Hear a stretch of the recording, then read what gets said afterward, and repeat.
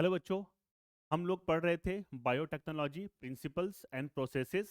और last lecture में हम लोग ने डिस्कस किया था एक बहुत इंपॉर्टेंट टॉपिक जिसका नाम था रेस्ट्रिक्शन एंडोन्यूक्लियेजेस एंजाइम्स। क्या होते हैं न्यूक्लियेजेस?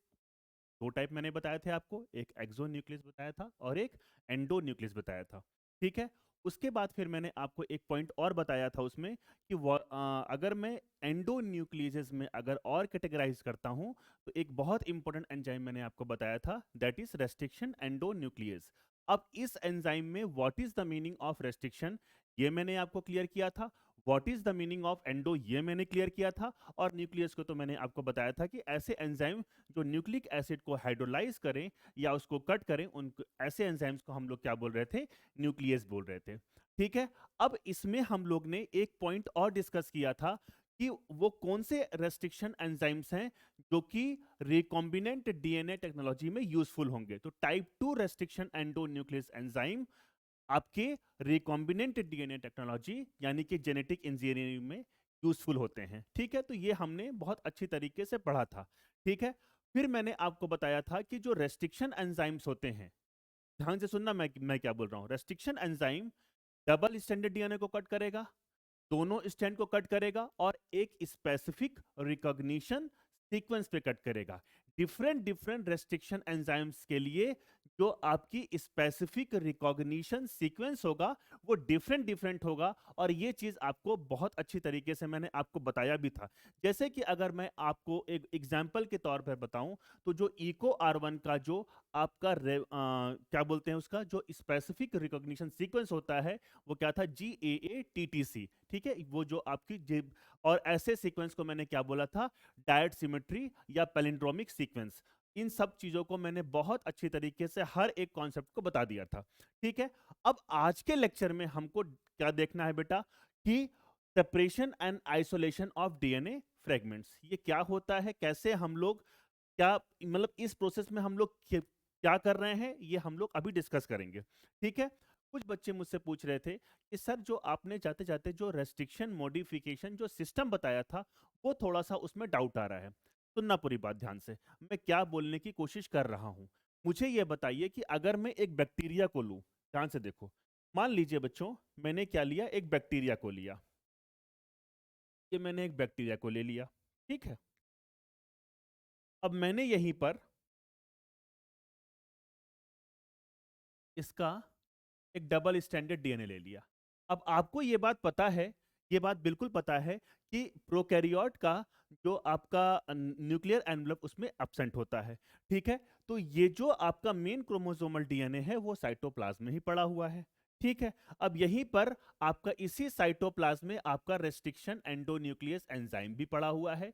जैसे कि अगर मैं बात करता हूं, सपोज कीजिए मैंने क्या बोला, ये क्या है आपका इको R1 एक रेस्ट्रिक्शन एंडोन्यूक्लियस एंजाइम है, ये भी साइटोप्लाज्म में है। और जो आपका मेन क्रोमोसोमल डीएनए है और ये भी क्या होता है आपका? डबल स्टैंडर्ड होता है। बिल्कुल सत्य वचन, डबल स्टैंडर्ड डीएनए होता है।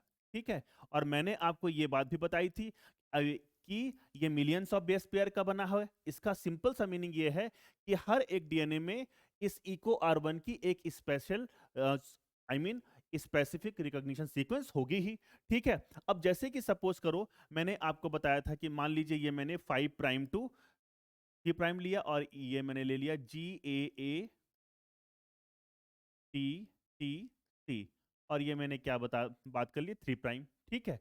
अब इसी को मैं वापस लेता हूं GAATTT और ये क्या हो गया आपका बच्चों? 3 प्राइम। ठीक है। अब अब मान लीजिए ये आपका जो एंजाइम है इको R1, ये जो आपका एंजाइम है इको R1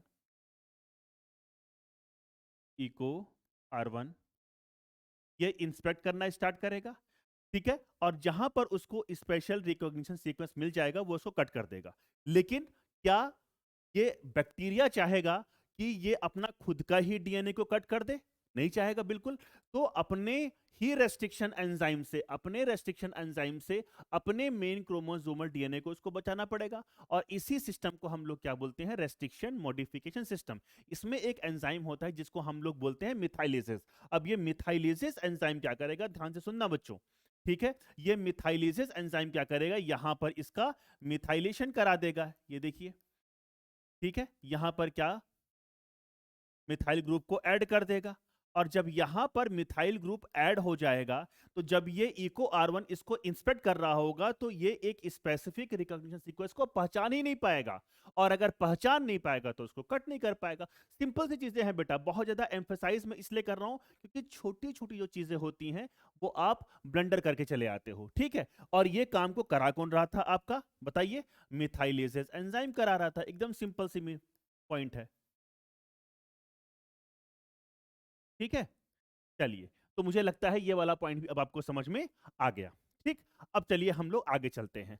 अब हम लोग को एक पॉइंट और यहां पर जो लास्ट क्लास में हम लोग ने पढ़ा है वो आपको याद होना चाहिए, ठीक है, कि अगर मैं टाइप 2 रेस्ट्रिक्शन एंडोन्यूक्लियस एंजाइम को लेता हूं, ठीक है, तो वहां पर अगर मैं टाइप 2 में अगर एक इको R1 ले रहा था तो आपको याद आ रहा होगा बच्चों कि ये इको R1 प्रोड्यूस करता था एक स्टिकी एंड, स्टिकी एंड, इस चीज को ध्यान रखिएगा, ठीक है, इसको हमने स्टैगर्ड एंड भी बोला था, ठीक है, स्टिकी एंड। और ऐसा इसलिए हुआ था क्योंकि वो स्पेसिफिक रिकॉग्निशन सीक्वेंस पे एकदम आपके सिमिट्रिकल कट न लगाकर एसिमिट्रिकल कट लगा रहा था, इसका मतलब सेंटर से हट के कट लगा रहा था। ये वाला पॉइंट भी आपको बिल्कुल अच्छे से याद आ रहा होगा जो मैंने लास्ट क्लास में एक्सप्लेन किया था, ठीक है। स्टिकी एंड का रोल क्या है वो हम लोग अभी आज देखने वाले हैं। अब इधर देखो बच्चों, ठीक है, ये इस वाले डायग्राम को जो आपकी एनसीईआरटी में बना हुआ है इसको मैं अभी बताऊंगा। अभी ये आप वहां पर वापस आइए कि मैं क्या आगे बताने की कोशिश कर रहा हूं बच्चों। चलिए, तो मैंने ये डायग्राम पहले बना लिया बेटा ताकि आपका आपका टाइम बचे। चलिए, तो मैंने क्या बोला कि मैंने दो डीएनए लिए, एक को मैंने लिया है बेटा प्लाज्मिड और इसको मैं बोलने वाला हूं आपका वेक्टर डीएनए। क्या बोलने वाला हूं बच्चों, वेक्टर डीएनए। तो ये क्या हो गया आपका वेक्टर डीएनए। इन चीजों को मैं बहुत पहले भी एक्सप्लेन कर चुका हूं लेकिन वापस से मैं एक बार समराइज कर दे रहा हूं, ठीक है। अब मैंने क्या किया, इस वेक्टर डीएनए को एक रेस्ट्रिक्शन एंजाइम से मैंने कट कर दिया, यहां पर मैंने रेस्ट्रिक्शन एंजाइम से इसको कट कर दिया, ठीक है। और सेम रेस्ट्रिक्शन एंजाइम से मैंने होस्ट डीएनए को भी कट किया, ठीक है। अब देखिए, रेस्ट्रिक्शन एंजाइम के जहां जहां पर उसकी स्पेशल जो रिकॉग्निशन साइट होगी वहां वहां पे उसको वो कट कर देगा, ठीक है। तो यहां पर भी इसको कट कर दिया और यहां पर भी मान लीजिए कट कर दिया, ठीक है। तो यहां पर बहुत सारे फ्रेगमेंट बन गए। अब मुझे जो मेरा डिजायर्ड जो फ्रेगमेंट रहेगा उसको मैं क्या करूंगा बेटा, लाइगेट करूंगा। किसकी हेल्प से करूंगा लाइगेट, डीएनए लाइगेज की हेल्प से मैं क्या करूंगा, उसको लाइगेट करूंगा, ठीक है। तो यहां पर मैंने क्या यूज किया है, DNA ligase, DNA ligase enzyme, ठीक है। और यहां पर मैंने इनको कट करने के लिए क्या यूज किया था बच्चों, आपका बहुत इंपॉर्टेंट एंजाइम बताइए, restriction, restriction endonuclease, restriction endonuclease मैंने सेम एंजाइम से काटा है ताकि जो आपके स्टिकी एंड प्रोड्यूस हों वो एक दूसरे के कॉम्प्लीमेंट्री हों। और अगर एक दूसरे के कॉम्प्लीमेंट्री होंगे तो जब मैं उनको एक साथ डाल दूंगा बेटा तो उसमें अपने आप हाइड्रोजन बॉन्डिंग हो जाएगी। और मैंने आपको लास्ट क्लास में मैं बताया भी था कि इस तरह के स्टिकी एंड से ये डीएनए लाइगेज के लिए एक हेल्पफुल हो जाएगा, ठीक है, उसको लाइगेट करने के लिए। तो ये मैंने क्या बता दिया आपका, रेस्ट्रिक्शन एंडोन्यूक्लियस, ठीक बच्चों। चलिए, और इसको मैंने लाइगेट करके क्या बना दिया, ये है आपका रिकॉम्बिनेंट डीएनए बना दिया। क्या बना दिया, रिकॉम्बिनेंट डीएनए बना दिया, ठीक है। वही सेम चीज यहां पर भी है, देखिए ये आपका फॉरेन डीएनए है, ये आपका वेक्टर प्लाज्मिड है। सेम रेस्ट्रिक्शन एंजाइम से मैंने कट किया तो बहुत सारे डीएनए के फ्रेगमेंट बने, यहां पर भी फ्रेगमेंट बना बेटा, फिर मैंने जोड़ दिया किसकी हेल्प से, डीएनए लाइगेज की हेल्प से, ठीक है। और फिर मैं इस रिकॉम्बिनेंट डीएनए को क्या करना चाहता हूं, क्लोन करना चाहता हूं, तो मैं इसको बैक्टीरिया के अंदर ट्रांसफर कर दूंगा और बैक्टीरिया का क्या हो जाएगा, ट्रांसफॉर्मेशन हो जाएगा। और इन चीजों को मैंने पहले के लेक्चर्स में बहुत अच्छी तरीके से एक्सप्लेन कर रखा है, तो ये आपको बातें समझ में आ रही होंगी। अब ध्यान से सुनना मैं क्या बोलने की कोशिश कर रहा हूं। अब ये जो रिकॉम्बिनेंट डीएनए है, ठीक है, यहां पर जो मैंने होस्ट डीएनए लिया है, अब इसके बारे में थोड़ा सा बात करते हैं। बहुत इंपॉर्टेंट चीज, बहुत इंपॉर्टेंट चीज, ठीक है। चलो इधर देखो देखो आप, मैंने यहां पर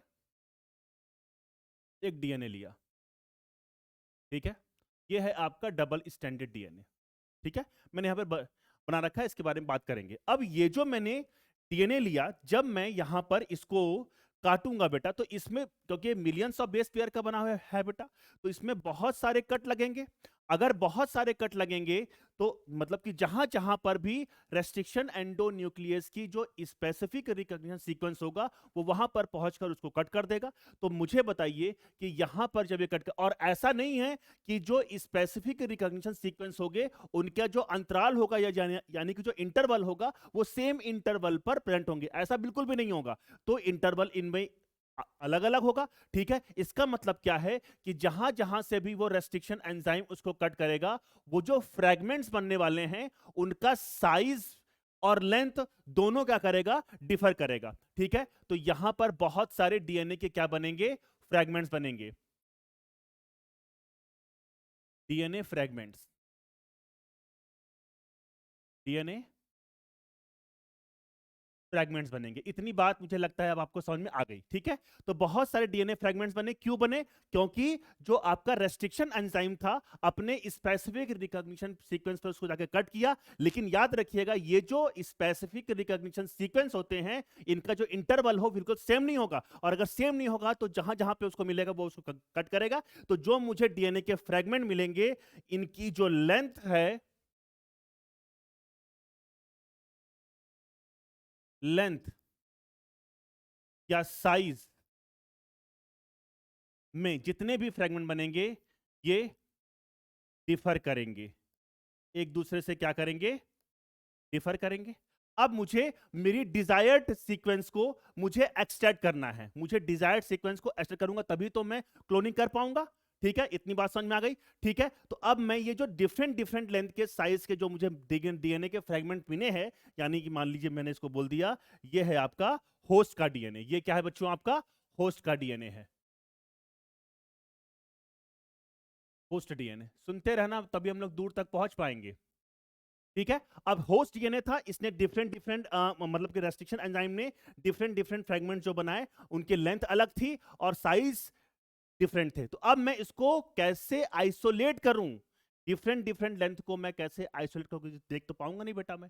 ठीक है, तो अब इसके लिए मैं जो सहारा लेने वाला हूं वो होता है आपका इलेक्ट्रोफोरेसिस। अगर आपने इलेक्ट्रोफोरेसिस पढ़ा होगा तो इलेक्ट्रिक फील्ड में हम लोग अगर किसी चार्ज पार्टिकल को मूव कराते हैं तो उसमें हम लोग डिफरेंट डिफरेंट चीजों को आइसोलेट कर सकते हैं, जैसे कि प्रोटीन को आइसोलेट कर सकते हैं, न्यूक्लिक एसिड्स को आइसोलेट कर सकते हैं, अमीनो एसिड्स को आइसोलेट कर सकते हैं, जैसे कि बायोमॉलिक्यूल्स में आपने पढ़ा भी होगा।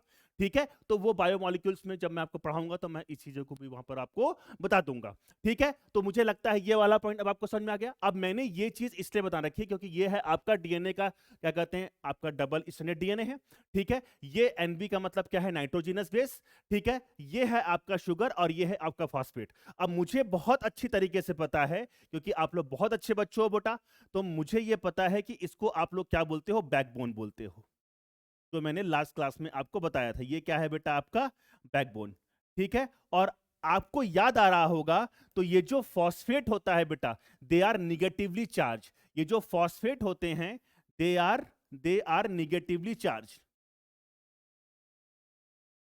दे आर निगेटिवली चार्ज्ड। ठीक, ठीक है, और अगर ये निगेटिवली चार्ज हैं यानी कि यहां पे जो फ्रैगमेंट्स बनेंगे बच्चों उनमें भी निगेटिव चार्ज होगा।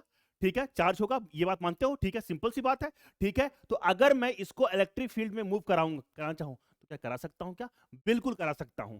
ठीक है, तो आइए हम लोग थोड़ा सा पढ़ते हैं किसके बारे में, जेल इलेक्ट्रोफोरेसिस के बारे में या इलेक्ट्रोफोरेसिस के बारे में। ठीक है, तो ऐसी टेक्निक जिसमें हम लोग इलेक्ट्रिक फील्ड की हेल्प से चार्ज पार्टिकल को मूव कराकर डिफरेंट डिफरेंट सब्सटेंस को एक्सट्रैक्ट कर सकते हैं, ऐसे टेक्निक को हम लोग क्या बोलने वाले हैं, इलेक्ट्रोफोरेसिस। ठीक है, अब याद रखिए इसको क्या बोला गया है, जेल इलेक्ट्रोफोरेसिस। इसका मतलब हम लोग इसमें क्या यूज करेंगे, जेल यूज करेंगे। कौन सा जेल यूज करेंगे, एगार एगार यूज करेंगे। और अगर आपको याद आ रहा होगा तो जो एगार एगार होता है बेटा, सुनना बात ध्यान से, अभी एक एक चीज देखो बेटा, मैं जो भी चीजें आती हैं वो मैं आपको इसलिए पढ़ा देता हूं ताकि आपको हर चीज एक कॉन्सेप्ट आपकी क्लैरिटी रही। अगर आपको याद आ रहा होगा तो एगार एगार, अगर आपने गलती से पढ़ लिया होगा ठीक है, ये एक क्या होता है आपका म्यूकोपॉलीसेकेराइड होता है, म्यूकोपॉलीसेकेराइड, म्यूकोपॉलीसेकेराइड। अब एक चीज और ध्यान रखेंगे बच्चों, ठीक है, एक चीज और ध्यान रखेंगे कि ये जो एगार एगार है जो कि म्यूकोपॉलीसेकेराइड है, ये बना होता है एक पॉलीमर से, जिसको हम लोग क्या बोलते हैं, क्या बोलते हैं, एगार बायोस। क्या बोलते हैं बेटा, एगार बायोस। ठीक है, इतनी बात समझ में आई क्या बच्चों? अगर इतनी बात समझ में आई तो हम आगे चलें। ठीक है, तो मैंने क्या बोला, मैंने क्या बोला कि यहां पर ये जो एगार एगार होता है ये बना होता है आपका एगार बायोस से, एगार बायोस से। और जैसे आपने अब स्टार्च पढ़ा होगा बेटा, तो आपको याद आ रहा होगा कि एक एमाइलोज होता है और एक एमाइलोपेक्टिन होता है। वैसे यहां पर जो एगार बायोज होता है, जो एगार बायोज होता है, वो भी दो चीजों से मिलकर बना होता है, एगारोज और एगारोपेक्टिन से, एगारोज और एगारोपेक्टिन से बना होता है।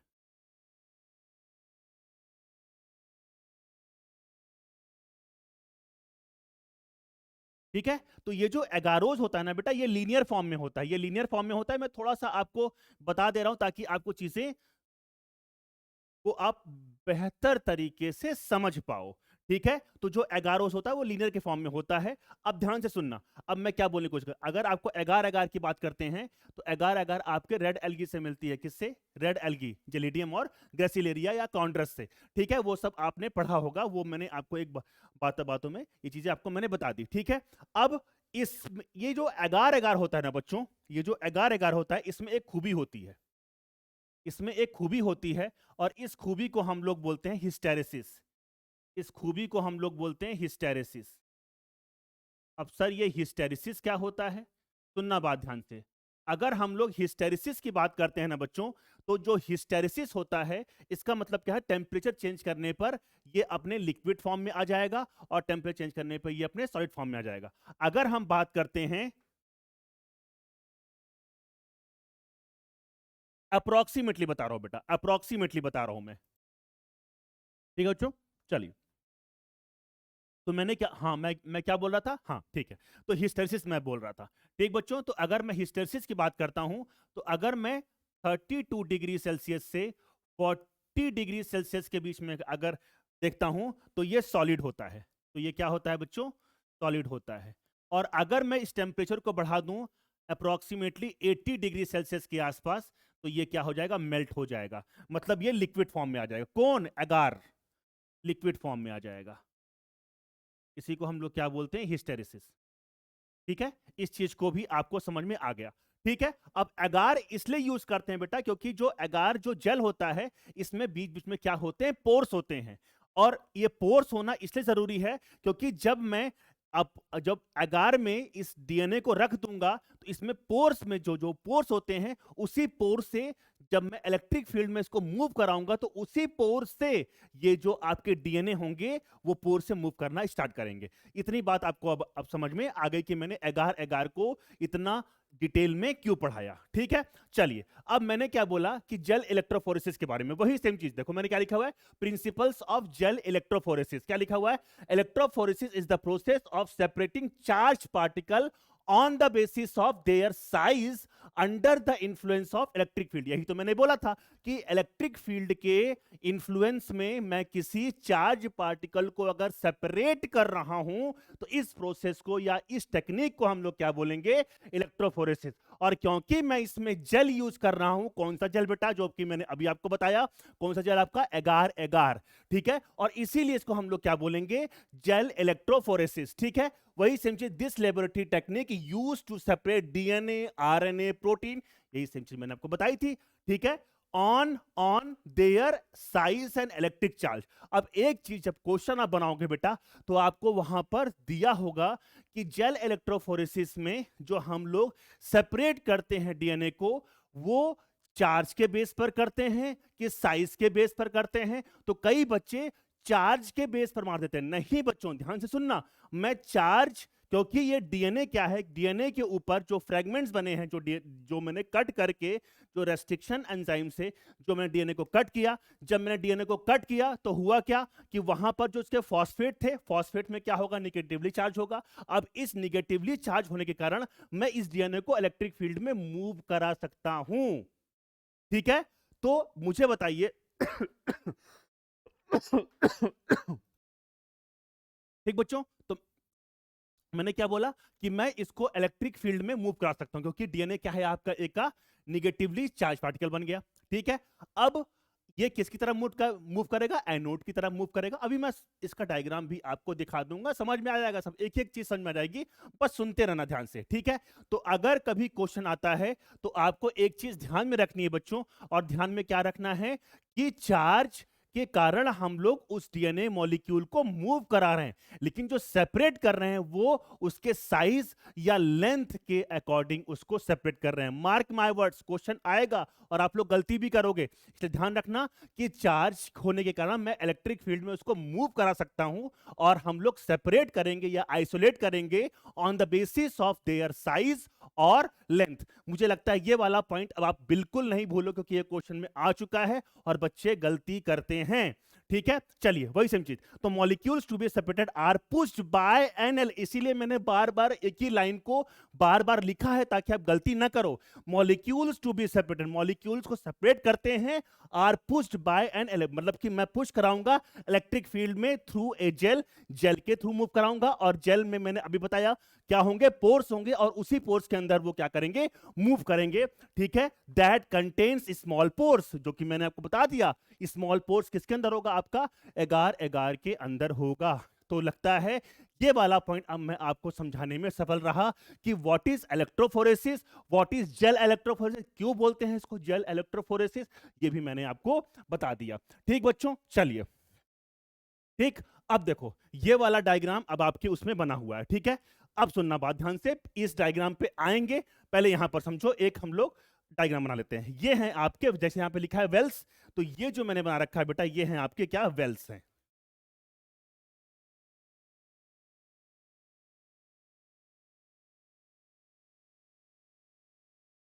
यहां मैंने क्या बना दिया, वेल्स बना दिया, ये हैं आपके वेल्स।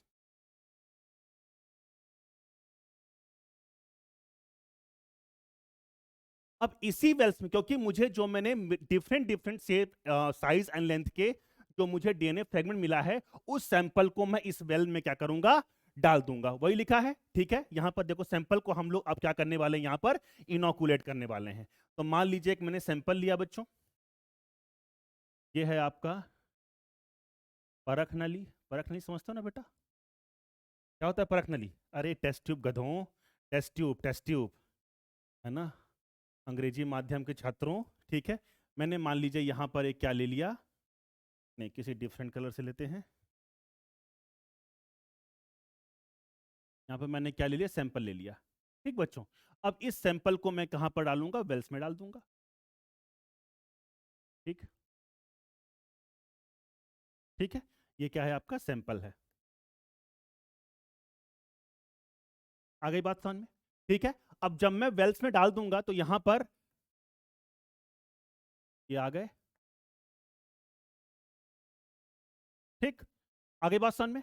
ठीक, अब यहां पर मैं यहां पर इसको, ये जो आपका, ये जो मैंने एक लिया है आपका प्लेट, इस प्लेट में मैं एक इलेक्ट्रिक फील्ड डेवलप करूंगा। एक क्या डेवलप करूंगा बच्चों, इलेक्ट्रिक फील्ड डेवलप करूंगा। एक तरफ मैं डालूंगा आपका, इधर क्या लें क्या लें क्या लें, हरियर ले लेते हैं। ठीक है, इधर मैं डालूंगा आपका एनोड। ठीक है, और इधर मैं क्या ले लेता हूं, आपका कैथोड। ठीक बच्चों, ठीक, अब ये जो सैंपल है, सैंपल में क्या है आपका, सैंपल में क्या है बताओ जल्दी जल्दी, सैंपल में है आपका डीएनए। डीएनए, और डीएनए जो है वो अभी मैंने बताया निगेटिवली चार्ज्ड है, क्यों है ये भी मैंने आपको एक्सप्लेन कर दिया। ठीक है, फॉस्फेट ग्रुप पे क्या होता है आपका निगेटिव चार्ज होगा। अब जब मैं यहां पर इलेक्ट्रिक फील्ड डाल दूंगा बेटा, तब अब ये जो आपके डीएनए फ्रेगमेंट्स होंगे वो इस इलेक्ट्रिक फील्ड में मूव करना स्टार्ट करेंगे। तो मुझे आप एक बात बताओ कि जो लार्जर साइज के जो डीएनए फ्रेगमेंट्स होंगे वो कैथोड के साइड में मिलेंगे कि एनोड के साइड में मिलेंगे? दिमाग लगाओ।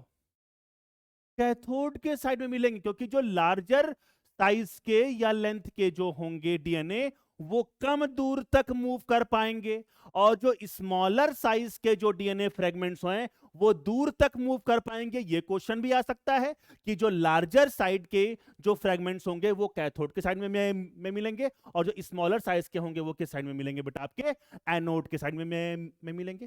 चलिए, तो अब मैंने यहां पर जो डीएनए फ्रेगमेंट्स थे बड़े बड़े वो आपके यहां पर आ गए।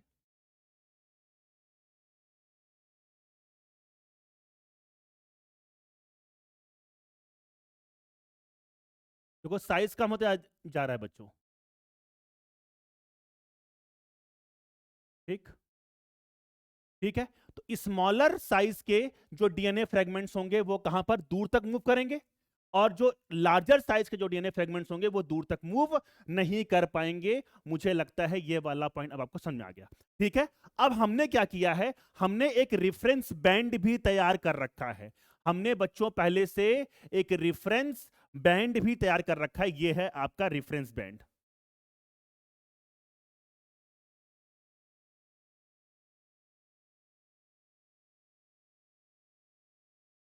अब ये रेफरेंस बैंड क्या होता है अब समझा रहा हूं मैं आपको, ठीक है। मैंने पहले से ही किसी नॉन डीएनए को इलेक्ट्रिक फील्ड में मूव कराकर देख लिया है कि कौन से साइज का डीएनए कहां तक मूव करेगा। तो अगर मैं इस अब ये पहले मैं लिख देता हूं, पहले मैं लिख देता हूं, नहीं तो नालायक हो तुम लोग, कुछ का कुछ गलती कर डालोगे। ये है आपका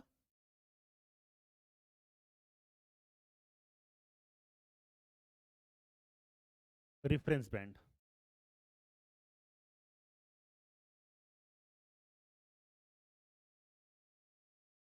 रेफरेंस बैंड, ठीक बच्चों। अब ध्यान से सुनना।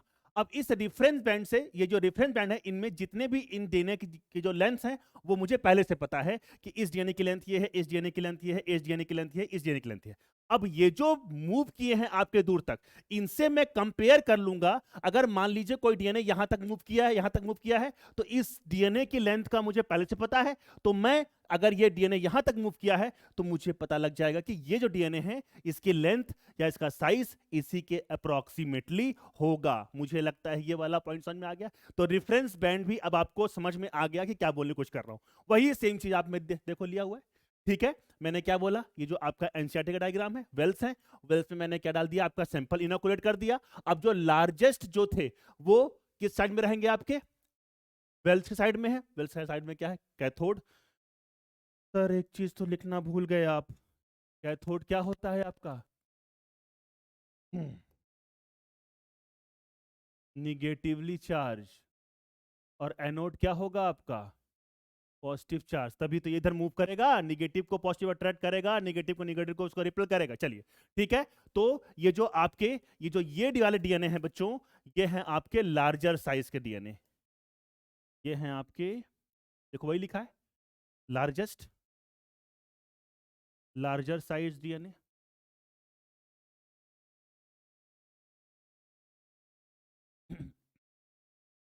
ठीक बच्चों। और ये इधर होंगे आपके स्मॉलर साइज डीएनए।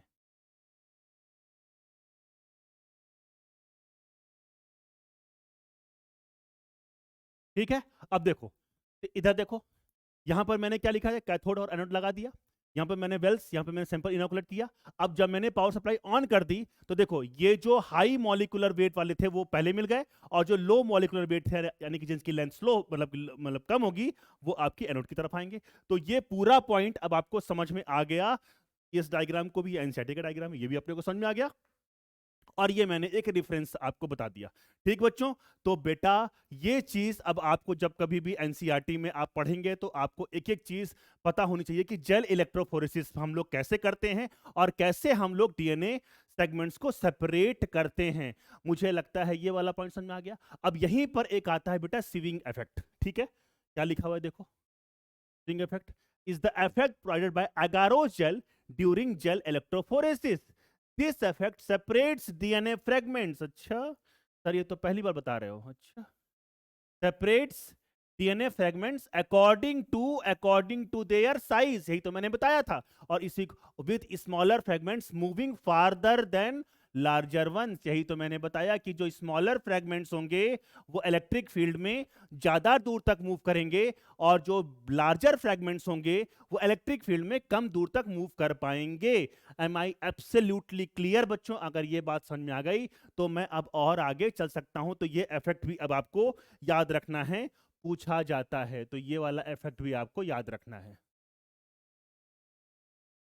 ठीक है, चलिए अब ये भी डायग्राम मैं आपको बता रहा हूं, देखो सुनना। अभी हम लोग एक लास्ट टॉपिक बचा हुआ है, सुनना बात ध्यान से, ठीक है। अब ये देखो, ये सिंपल है। अब ये जब मैंने डाला तो इसके ऊपर मैंने क्या डाल रखा है, अल्ट्रा वॉयलेट लाइट। क्यों, इसके बारे में भी हम अभी बताएंगे क्यों, ठीक है। तो इस डायग्राम को समझने से पहले अब हम लोग अपना एक लास्ट टॉपिक देखते हैं, ठीक है। सुनना बात ध्यान से। एक मिनट बच्चों, चलिए बच्चों मैंने इसको पहले से बना लिया, ठीक है। चलो तो अब मैंने वापस से एक बेटा प्लेट ली, ठीक है। ये सब आपको पता है कि ये वेल्स है, ये कैथोड है, इधर इधर एनोड है, ठीक। तो ये सब आपको पहले से पता है। ये कैथोड है जो कि आपका निगेटिवली चार्ज होगा, और ये जो एनोड है ये आपका क्या होगा बच्चों, पॉजिटिवली चार्ज होगा। तो ये वाला पॉइंट समझ में आ गया क्या? ठीक है। अब ये मैंने इलेक्ट्रिक फील्ड में इसको मूव कराया, ठीक है। ये सब मैंने आपको बता दिया, ये ऑलरेडी मूव डीएनए, तो we can use as a reference point, क्योंकि रेफरेंस बैंड मैंने आपको बता दिया, ठीक। अब याद रखना कि जब ये डीएनए इलेक्ट्रिक फील्ड में मूव करेगा, लेकिन इसको नेकेड आई से देखा नहीं जा सकता, तो इसको देखने के लिए हम लोग क्या करेंगे, यहां पर एक डाई हम लोग यहां पर मिक्स करते हैं, और उस डाई का नाम है बच्चों फ्लोरेस। इसको इसको हम लोग नहीं यूज कर सकते, मतलब नेकेड आई से हम लोग इसको देख नहीं सकते। एक हम लोग यहाँ पे फ्लोरेस डाई यूज करेंगे।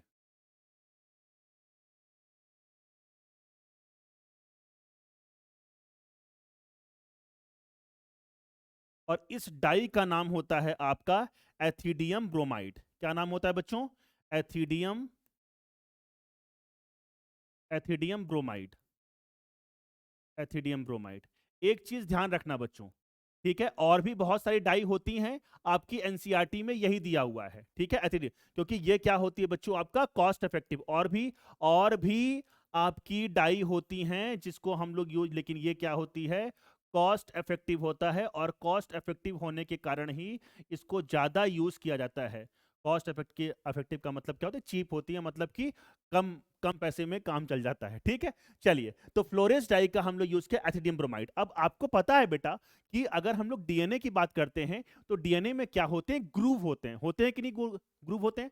तो इस ग्रूव में जाकर जो डीएनए के जो छोटे छोटे फ्रैगमेंट्स होंगे उसमें भी तो ग्रूव होंगे, तो उस ग्रूव में जाकर ये जो एथिडियम ब्रोमाइड की जो डाई होती है वो इंटरकलेट कर जाती है। तो एथिडियम ब्रोमाइड,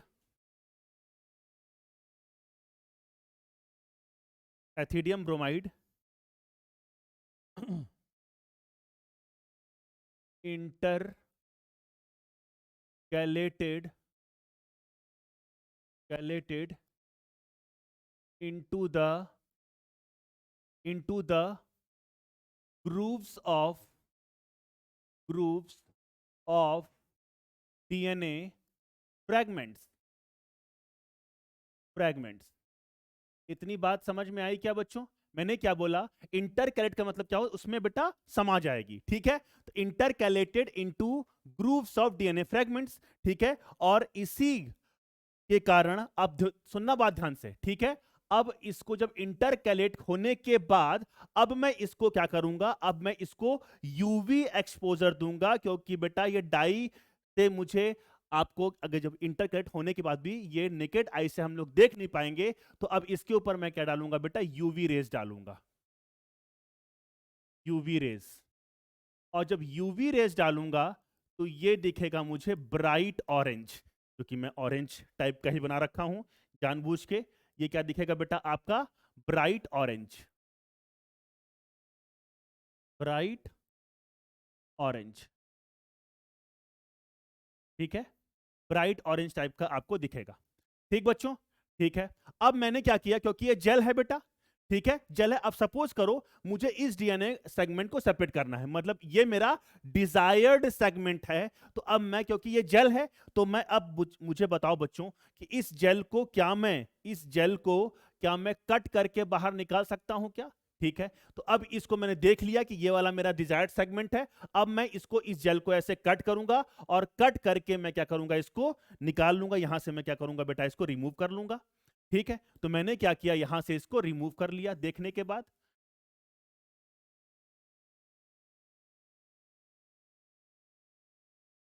मैंने क्या किया बच्चों, इसको रिमूव कर लिया। रिमूव करने के बाद मैंने एक, क्योंकि देखो अब मुझे, सपोज करो मुझे ये जो इंटर, क्योंकि देखने के लिए मैंने एथिडियम ब्रोमाइड का यूज किया था, अब मेरा काम हो गया, मैंने इसको सेपरेट कर लिया। सेपरेट करने के बाद मैं एक क्या, सॉल्वेंट से इसको, अब सॉल्वेंट का नाम नहीं बताऊंगा मैं क्योंकि आपका काम का नहीं है, एक सुटेबल सॉल्वेंट से ट्रीट करने के बाद, सुटेबल सॉल्वेंट से मैं इसको ट्रीट कर दूंगा। जब सुटेबल सॉल्वेंट से मैं इसको ट्रीट कर दूंगा तो एथिडियम ब्रोमाइड जो थी वहां से हट जाएगी। ठीक है, और मैं एक प्यूरिफाइड डीएनए को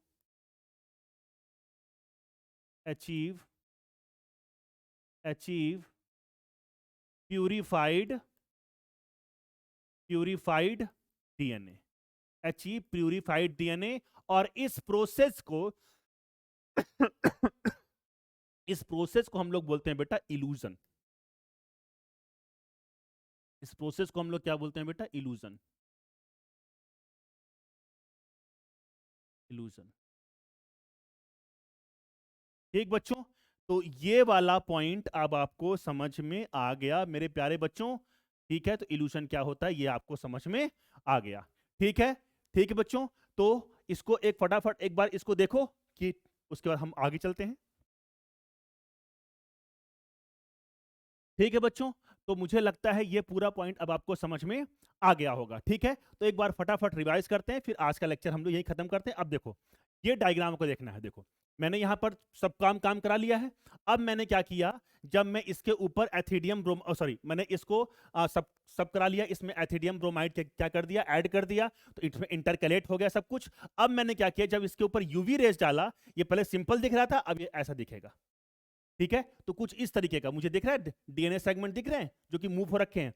इवन बेटा आप इलेक्ट्रिक फील्ड में इन डीएनए फ्रेगमेंट्स को मूव होते हुए भी देख सकते हो। ठीक है, और देखो कुछ इस तरीके का दिख रहा है आपको, मूव होते हुए डीएनए सेगमेंट दिख रहे हैं आपको। ठीक है, कुछ इस तरीके का आपको दिखता है। ठीक बच्चों, तो ये आज का जो लेक्चर था बिल्कुल शॉर्ट लेक्चर था, लेकिन ये बहुत काम का लेक्चर था क्योंकि आपको ये थोड़ी बहुत चीजें समझ में आनी चाहिए। तो फटाफट एक बार मैं इसको रिवाइज कर देता हूं बेटा, फिर हम लोग और आगे चलते हैं। ठीक, चलिए। तो मैंने क्या था, मुझे एक डिजायर्ड सेगमेंट चाहिए था होस्ट डीएनए से। ठीक है, मैंने रेस्ट्रिक्शन एंडो न्यूक्लियस से उसको कट कर दिया। जब मैंने रेस्ट्रिक्शन एंडो न्यूक्लियस से बच्चों उसको कट किया, तो मुझे एक बात बहुत अच्छी तरीके से ये बात समझ में आ गई कि जो डीएनए सेगमेंट मुझे प्राप्त होंगे आफ्टर कटिंग, वो डिफरेंट डिफरेंट लेंथ के होंगे और साइज के होंगे। ठीक है, अब उन्हीं सेगमेंट से में से जो मुझे मेरा डिजायर्ड सेगमेंट है, जिसको मैं वेक्टर डीएनए में इंक्लूड करके डीएनए लाइगेज की हेल्प से मैं रिकॉम्बिनेंट डीएनए बनाऊंगा और फिर इसी की बाद में क्या कराऊंगा, क्लोनिंग कराऊंगा। ये चीज मैं आपको बहुत बार बहुत टाइम पहले भी बता चुका हूं। ठीक है, तो ये वाला जो डायग्राम था ये आपको समझ में आ गया, ये सिंपल सा डायग्राम हम लोग पहले भी पढ़ चुके हैं, देखिए एनसीईआरटी में दिया हुआ था, तो मैंने आपको ये चीज बता दी। ठीक है, चलिए, अब हम लोग ने ये डायग्राम इसलिए बनाया क्योंकि मुझे बताना था आपको कि जो फॉस्फेट होता है, जो बैकबोन में होता है, वो निगेटिवली चार्ज होता है। यहीं पर देखिए, अगर आपको मैं अगर थोड़ा सा रिवाइज कराऊं, तो ये क्या होते हैं बेटा, आपका ये आपका हाइड्रोजन बॉन्डिंग है। ये आपकी क्या है, हाइड्रोजन बॉन्डिंग। ये सिंपल सिंपल चीजें आपको पता होनी चाहिए बेटा।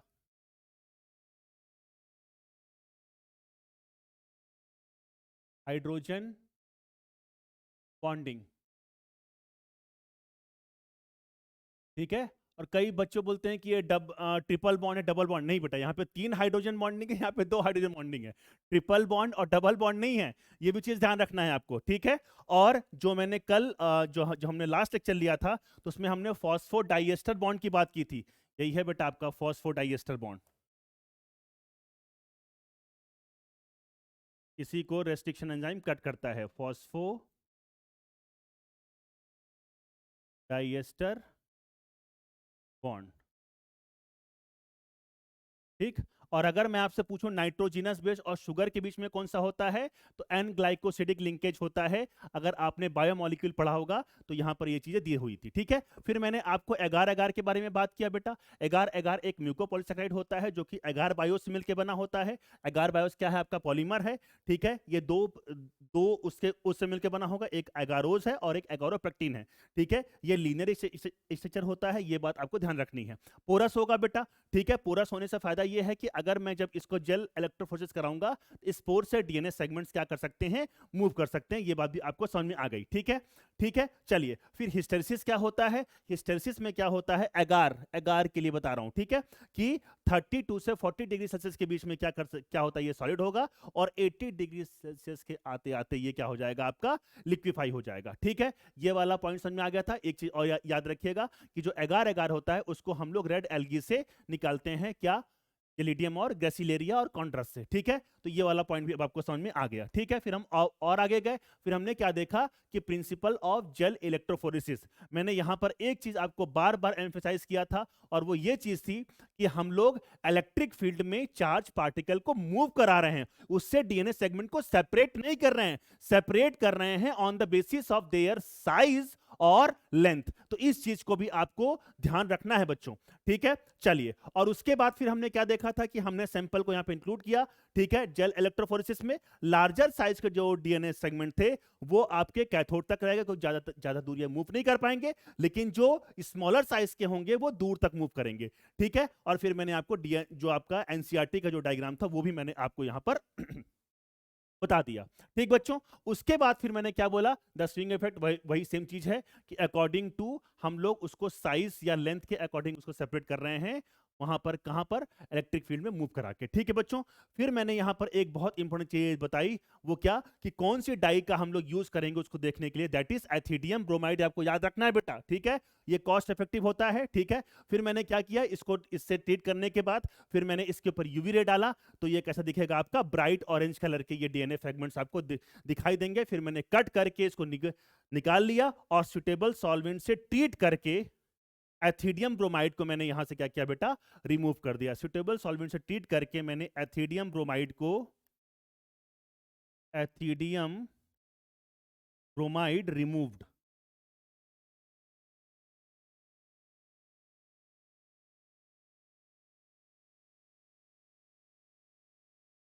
एथिडियम ब्रोमाइड को मैंने क्या किया बच्चों, रिमूव कर दिया। ठीक है, और फिर मैंने एक प्यूरिफाइड डीएनए ले लिया जिसको मैं बाद में क्लोनिंग करना चाहता हूं। ठीक है, और इस प्रोसेस को मैंने क्या बोला, इल्यूशन। ठीक है, तो यहां पर होता है आपका आज का लेक्चर खत्म बेटा। इसको आप बार बार रिवाइज कीजिएगा, बिल्कुल सिंपल चीजें थी, बहुत ज्यादा एकदम आपका ऐसा नहीं है, कोई रॉकेट साइंस नहीं था जो आपको समझ में ना आए। और होपफुली बच्चों आप पढ़ाई कर ही रहे होंगे जी जान से, क्योंकि जनवरी आ चुका है और बहुत अभी तक तो खैर नोटिफिकेशन नहीं आया है नीट का, लेकिन जैसे भी आएगा हम लोग उसके बारे में तो बात करते ही है और आगे भी करते रहेंगे। लेकिन आप अपने पढ़ाई पर बिल्कुल फोकस रखिए और बिल्कुल तन मन धन सब कुछ लगा दीजिए बेटा। ठीक है, ताकि ये, क्योंकि देखो ठंडी का जो समय होता है वो पढ़ाई के लिए बहुत अनुकूल होता है, बहुत बहुत अच्छी पढ़ाई होती है। सर कुछ बच्चे बोलते हैं कि सर सोने में भी बड़ा मजा आता है। हाँ, सोने में भी बड़ा मजा आता है, लेकिन आपको पता है बेटा कि इस टाइम पे हमारा जो मेटाबॉलिक जो एक्टिविटी होती है, यानी कि जो बीएमआर होता है वो बहुत अच्छा होता है, और इसलिए जितनी अच्छी चाहे आप यहाँ पर ठंडे में पढ़ाई कर सकते हैं, तो बिल्कुल बेइंतहा आप पढ़ाई कीजिए। ठीक बच्चों, चलिए, तो हम लोग अगले लेक्चर में मिलते हैं, और फिर हम लोग अब जब अगला लेक्चर पढ़ेंगे तो उसमें आपको मैं पूरा अब जो आने वाले जो लेक्चर्स हैं उसका एक पूरा सार आपको बता दूंगा। और अब इतना अगर आपको समझ में आ गया, हाँ, उससे पहले मुझे आपको थोड़ा सा वेक्टर और जो होस्ट हैं उसके बारे में थोड़ा सा और आपको बताऊंगा। उसके बाद फिर हम लोग एक लेक्चर लेंगे जिसमें मैं आपको हर एक चीज बताऊंगा, मैं आपको पूरी चीज बताऊंगा। ठीक है बच्चों, चलिए, तो यहाँ का आज का लेक्चर यहीं पे खत्म करते हैं बेटा। अपना ध्यान रखिए, अच्छे से पढ़ाई करते रहिए। थैंक यू सो मच बच्चों।